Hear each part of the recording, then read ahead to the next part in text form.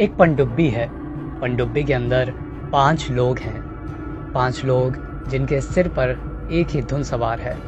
धुन कि 111 साल पहले जो एक जहाज पानी के अंदर, समंदर के अंदर समा गया था, उसे ढूंढेंगे, उसका मलबा ढूंढेंगे।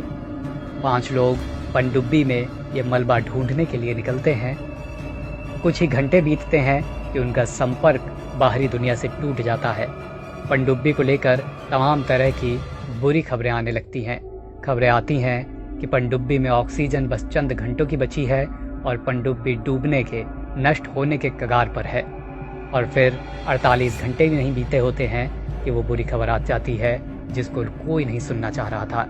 पनडुब्बी पानी के अंदर नष्ट हो जाती है, उसी जगह के पास जिस जगह करीब 111 साल पहले वो जहाज नष्ट हुआ था, जिसका मलबा ढूंढने के लिए ये 5 लोग पनडुब्बी में निकले थे।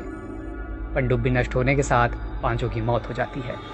हम बात कर रहे हैं टाइटन पनडुब्बी की, जो 111 साल पहले अटलांटिक महासागर में डूबे जहाज टाइटैनिक का मलबा ढूंढने के लिए निकली थी। पनडुब्बी में 5 लोग थे और पनडुब्बी के नष्ट होने से 5 की मौत हो गई।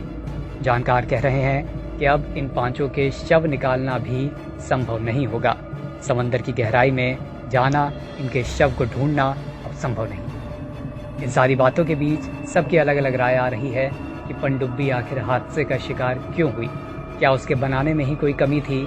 क्या टाइटैनिक जहाज जहां पर डूबा था उस जगह के आसपास परिस्थितियां इतनी विपरीत हो चुकी हैं, इतनी विषम हो चुकी हैं कि वहां जाना, चाहे पनडुब्बी से चाहे गोताखोरों का जाना, अब संभव नहीं है। इन सारी बातों के बीच, विशेषज्ञों के अपने अपने बयानों के बीच, एक बयान अब डिस्कवरी चैनल टीम के सदस्य ब्रायन वीड का भी आया है। ब्रायन वीड डिस्कवरी के तमाम ऐसे खोजी अभियानों के सदस्य रहे हैं।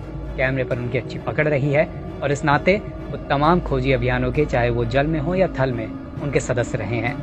ब्रायन वीड टाइटन पनडुब्बी में सवार भी हो चुके हैं। जब इस पनडुब्बी की टेस्ट राइड हुई थी तो जो लोग उसमें शामिल थे उनमें से एक नाम ब्रायन का भी था। ब्रायन ने इस पूरे हादसे पर कहा है, मैं 100% जानता था कि ये पनडुब्बी पानी में गई तो यही होगा। मई 2021 में मैं टाइटन पनडुब्बी की टेस्ट राइड में शामिल था। मैंने तभी ओशन गेट को कह दिया था कि इस पनडुब्बी में और इसको चलाने की तकनीक में तमाम गड़बड़ियां हैं और इसे किसी भी कीमत पर समुद्र में नहीं उतरना चाहिए। टेस्ट राइड शुरू होते ही दिक्कतें सामने आने लगी थी। कंप्यूटर सिस्टम तक कायदे से काम नहीं कर रहे थे। प्रपल्शन सिस्टम फेल होता दिख रहा था। पनडुब्बी का संपर्क टूट रहा था। मैंने तभी कहा था कि ये पनडुब्बी लेकर आप 13,000 फीट नीचे नहीं जा सकते। हालांकि उनके, यानी टाइटन पनडुब्बी वालों के हौसले से मैं प्रभावित था।